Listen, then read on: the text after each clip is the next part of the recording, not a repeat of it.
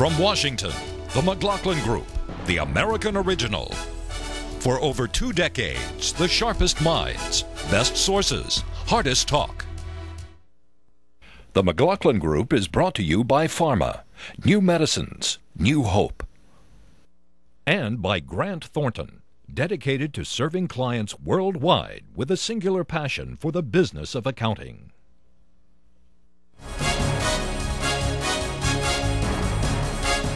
Issue 1, resolved by the House of Representatives, with the Senate concurring. Congress and the American people will continue to support and protect the members of the United States Armed Forces who are serving or who have served bravely and honorably in Iraq. And Congress disapproves of the decision of President George W. Bush announced on January 10, 2007, to deploy more than 20,000 additional United States combat troops to Iraq. That historic House resolution was passed on Friday, despite President Bush's pleadings against it 2 days earlier. Later this week, the House of Representatives will vote on a resolution that opposes our new plan in Iraq before it has a chance to work. People are prejudging the outcome of this. Question. The president pulled out all the stops to limit Republican votes favoring the resolution. 17 Republicans, 8%, voted with the Democrats in favor of disapproval of the troop surge.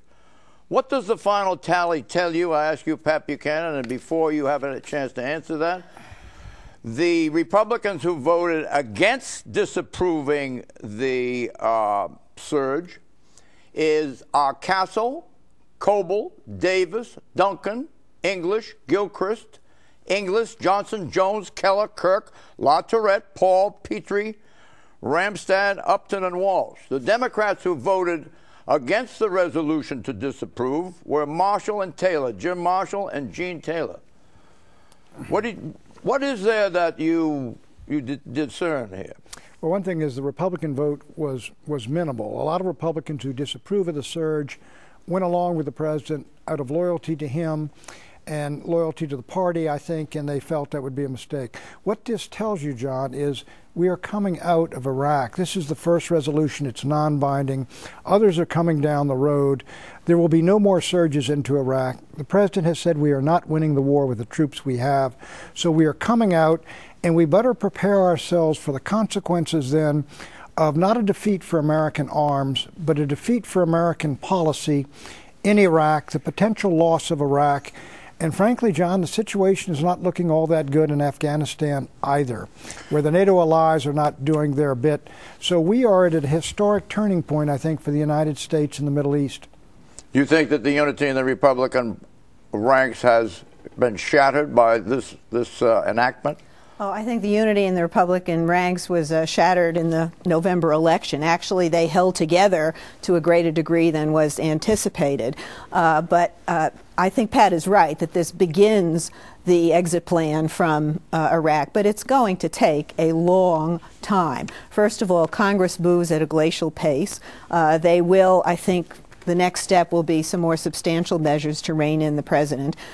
This president is not going to be withdrawing troops as long as he's in the White House. He's going to kick the can down to the next president. So, while I agree with you that this sends a message about American will to remain in the middle of a civil war, the will is not there anymore. It is certainly not a definitive step. There's going to be a lot more steps before we have the last combat troops out of Iraq. Christia? I think that presidential legacy point is a really good one.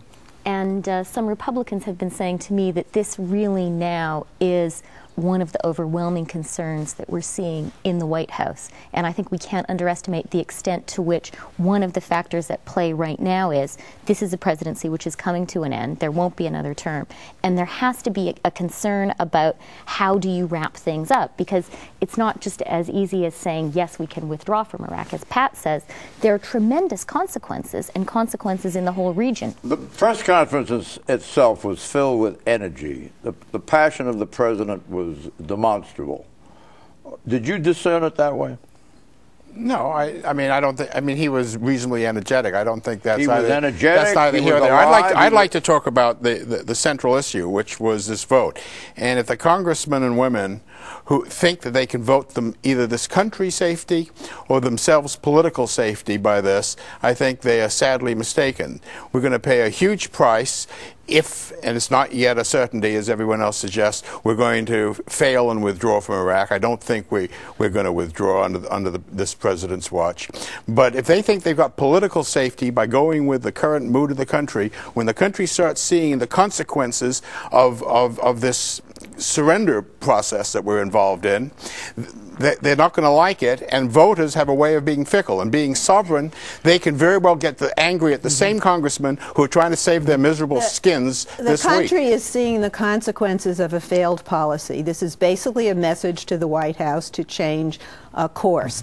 And this is not a simple decision of being for victory or for defeat. It is a simple decision. Oh, no, it isn't. Of course This is a multifaceted war that's going on over there, and it's not even a war that involves us anymore. For us, it's an occupation. Well, look, these are Shias fighting among themselves, Shias and Sunnis fighting each other, 23 separate militias. We all know those details. We all know those details. The thing is, look, everybody wanted to get out of Vietnam by 75. Nobody wanted to rescue Cambodia or Vietnam. It was over and done with, and it was a horror show. There was genocide in Cambodia, horror in Vietnam. I think Tony is right to this extent. The country has got to look at the consequences of where we are going. The country wants out. It can get America out of the war.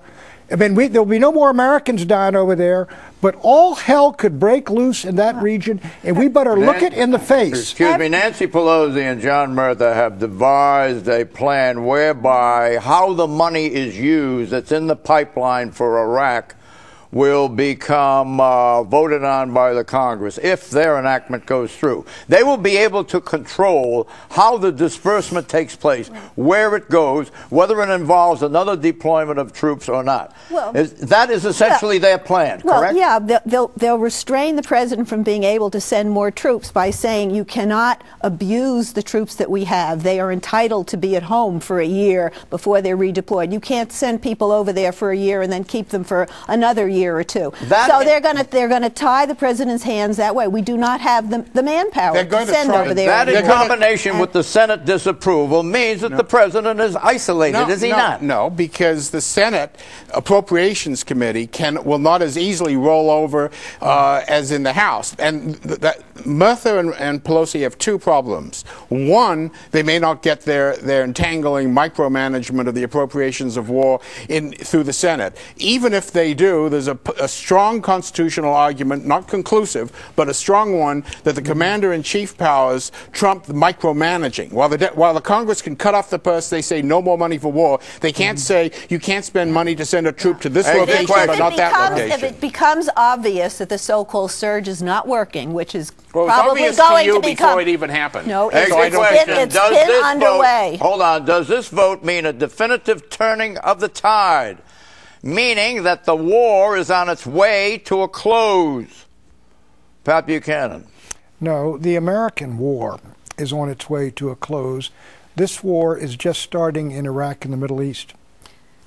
The American involvement in this contest. The American fighting and dying, I think we are at the beginning of the end of America's involvement. We are at the beginning of a great explosion in the Middle East. Eleanor. The American involvement over there, the war has gotten worse each year and each month, so it's questionable whether we are a force for good or not. Every responsible plan has U.S. forces redeploying, has them perhaps monitoring the divisions between sectarian neighborhoods. It's not as though every soldier is going to walk out of Iraq or fly out of Iraq tomorrow. It's going to be a lengthy disengagement. American military involvement started in Iraq 16 years ago in in 1991. We've had troops or airplanes and their crews there since then. They're going to be there for another 20 years. We can't get a powder out of that part of the world, and there will be combat going on for many years to come. It's a Harvard trick. You just redefine the term. No, Tony is being disingenuous because there is clearly... Don't tell me I'm being disingenuous. Let us speak. Let you speak. Don't characterize. There is clearly a difference between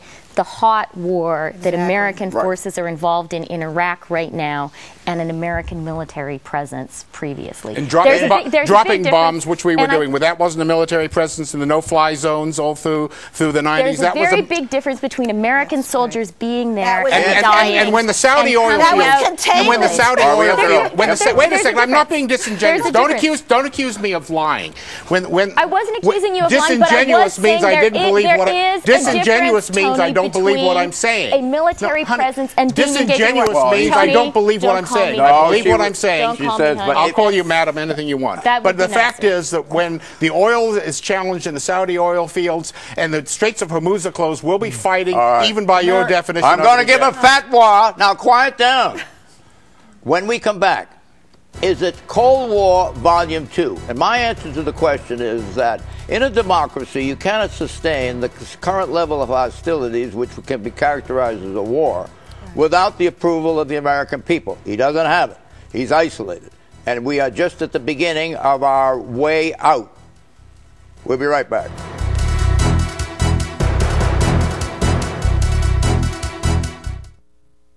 Today, for the first time ever, 90% of seniors have comprehensive prescription drug coverage. Millions of older and disabled Americans with peace of mind, thanks to Medicare's new prescription benefit. That's why leading newspapers say rushing to change Medicare would be a mistake. USA Today tells Congress put on the brakes.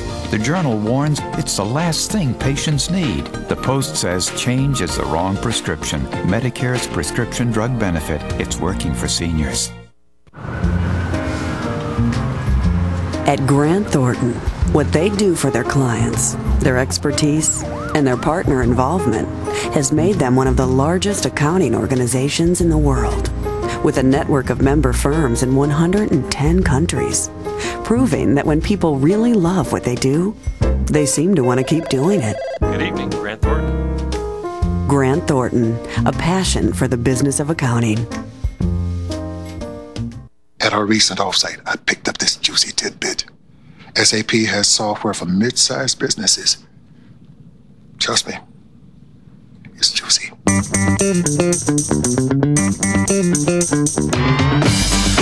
SAP software can grow as the company grows? That's great because we are definitely going global. Just as soon as we go national.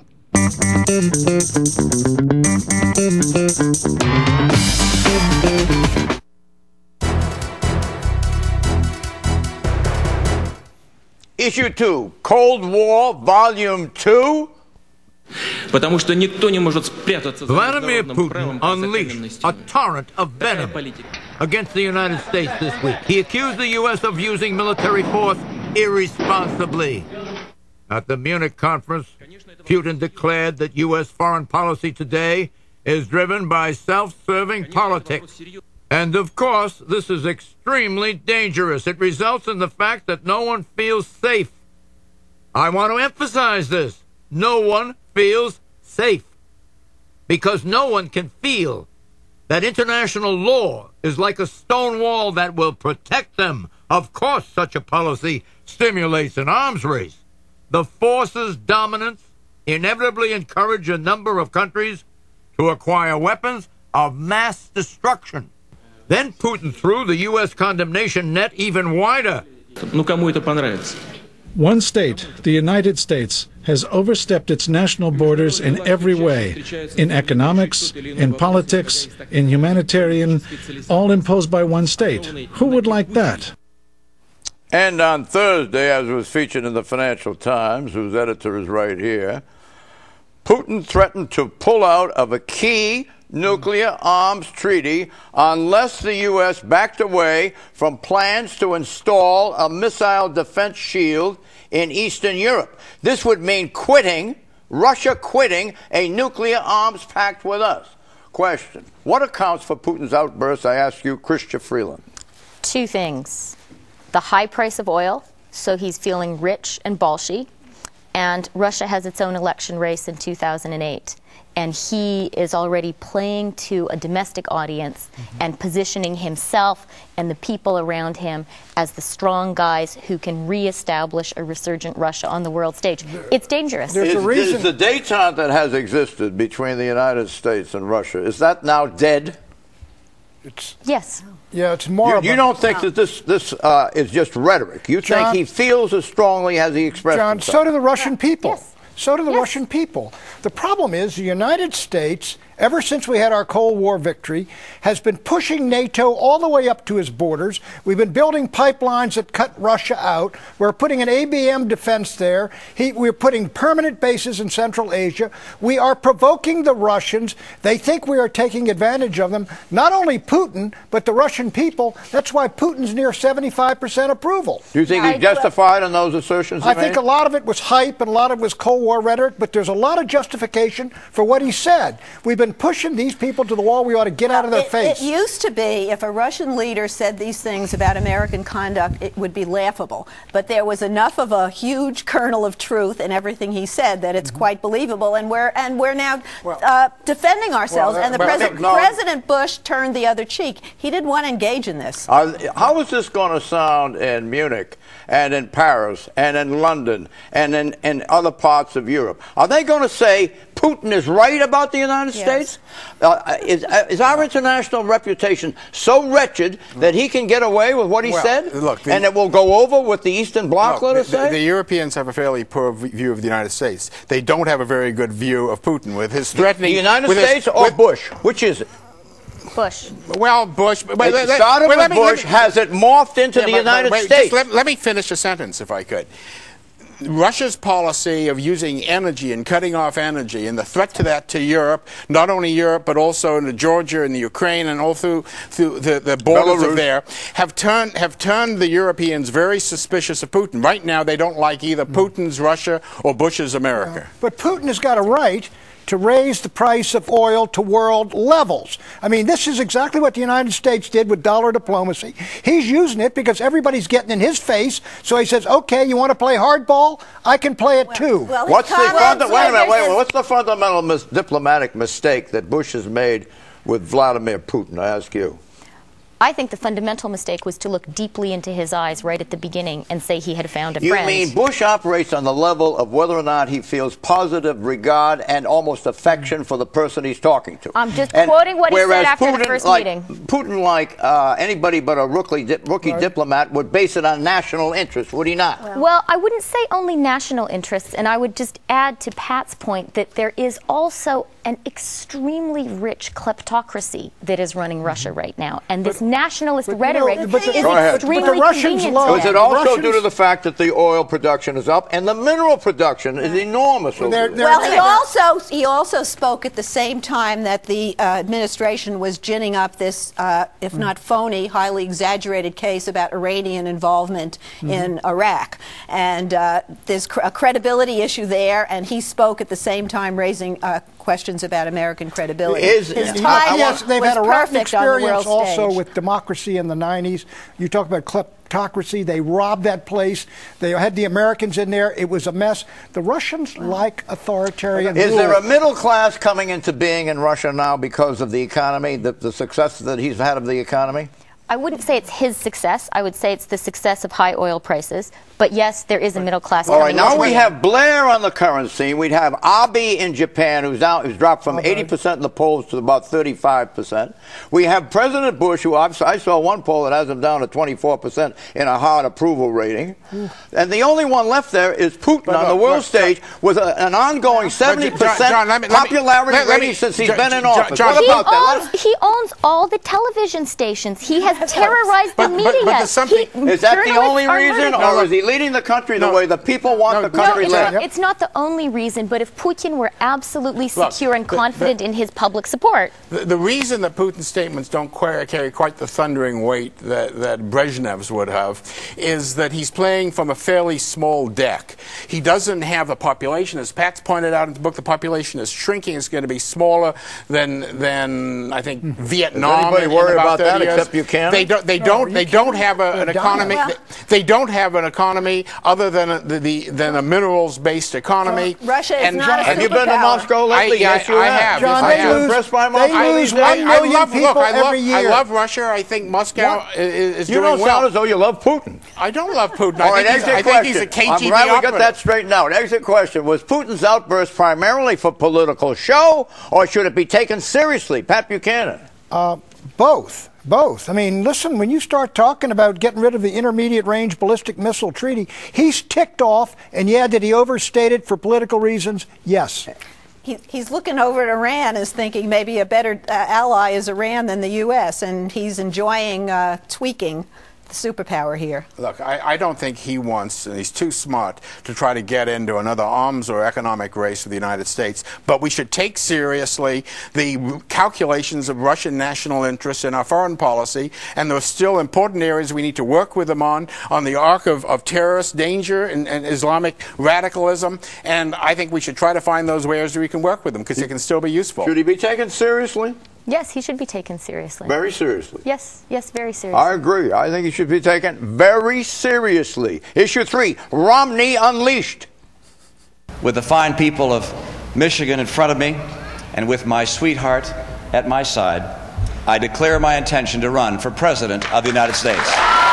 Willard Nick Romney, Republican, born Detroit, 59 years of age, wife Ann, 5 sons, 10 grandchildren. B.A., Brigham Young University, class valedictorian, Harvard University, Doctor of Laws, and Master of Business Administration. Bain & Company, Vice President and CEO, Boston, 7 years total. Bain Capital, founder, Boston. The $40 billion investment firm launched such Wall Street's titans as Domino's Pizza, Staples, and Brookstone. Massachusetts, Republican candidate for the Senate, 1994, lost to Ted Kennedy in the general election. Salt Lake City Winter Olympics Organizing Committee CEO, turning a $379 million operating deficit into a $100 million profit. Massachusetts governor, 2003 to 2007. Estimated net worth, $500 million.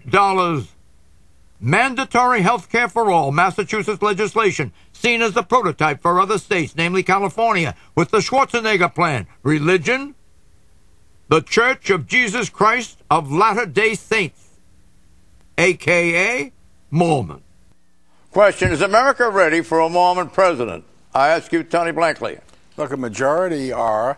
About 37% tell pollsters they would not vote for a Mormon. I think that number is probably going to end up being high. Certainly there are some elements of Christian sects who believe that a Mormon is not a Christian and they won't vote for a non-Christian.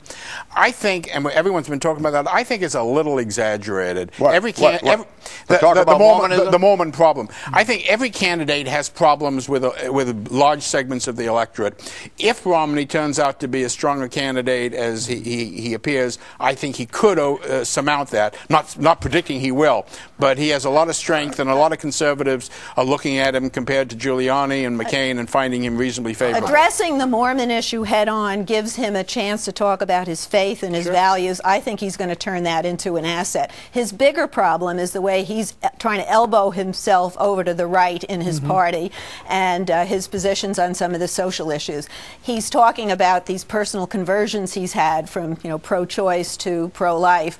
I think that's going to look like it's highly political. All right, he's reversed himself. He's reversed himself, I think has been noted here. Is that what you were referring to? Yeah. He's reversed himself on abortion. He's now against abortion. Here he is in 1994 on abortion. I believe that abortion should be safe and legal in this country. He's reversed himself on gay rights also. Now he's against gay, well, I don't like saying he's against gay rights, but he has problems with that issue. In 1994, however, here he is on gay rights. I feel that all people should be allowed to participate in the Boy Scouts regardless of their sexual orientation. He's also reversed himself on gun control. Now he's in favor of gun control. Exit question. He's in favor of it. He must be against it now. That would be the position to be in. He says he's a member of the NRA now. Okay, good. Look, John, what he's done is, it is hard to take this credibly. He says he's moved to the right on this, and I assume he's moved for political reasons, for my own belief. And the question is, will he be faithful to the conservative agenda if he gets elected? All right. I think he's got to persuade the country. Let's pick that up in the exit question. Pick it up in the exit question. Eleanor's point is correct. That's more of a problem than Mormonism. I want to pick it up in the exit question, and that is that conservative Republicans vote heavily in primaries and caucuses. Is it realistic to think that Mitt Romney can win the nomination? I ask you, Eleanor. Against whom? All of the front runners on the Republican side, John McCain, Rudy Giuliani, have problems with the core of the party. They're all moving to the right. All right, we want to get most believable. predictions. And what's the answer to the question? Can he win the nomination? He can, but Eleanor's right. There's no solid conservative. So every conservative who votes in the primary is going to be compromising their policies to find whether it's Giuliani or McCain or Romney or others. He's telegenic. He's from a dynasty family, George Romney. He's got high personal wealth magnitude. He's got possible, John. Huh? And he's a real businessman. I mean, he's a real businessman. He can get things done. And he's very likable. I think he can squeak out the nomination. We'll be right back with predictions. Very likable, too. Likable.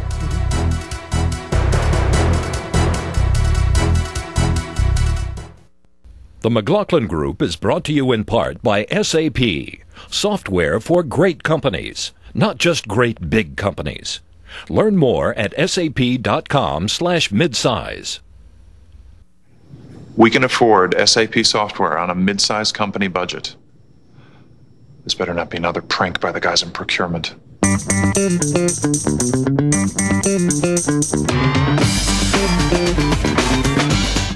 So thousands of other mid-sized companies run SAP software.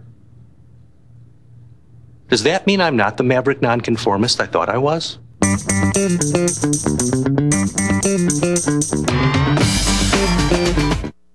Today, for the first time ever, 90% of seniors have comprehensive prescription drug coverage. Millions of older and disabled Americans with peace of mind, thanks to Medicare's new prescription benefit. That's why leading newspapers say rushing to change Medicare would be a mistake. USA Today tells Congress put on the brakes. The Journal warns it's the last thing patients need. The Post says change is the wrong prescription. Medicare's prescription drug benefit, it's working for seniors. Predictions, Pat, 3 seconds. Seguin gets whipped in the French election. A new documentary, Ghosts of Abu Ghraib, will revisit the policies of torture in the administration. Al-Qaeda and Iraq fighters are going to Lebanon to undermine the Lebanese government. Huge private equity deals will dominate the business news. The detention center in Guantanamo in Cuba will be shut down before Christmas. Bye-bye.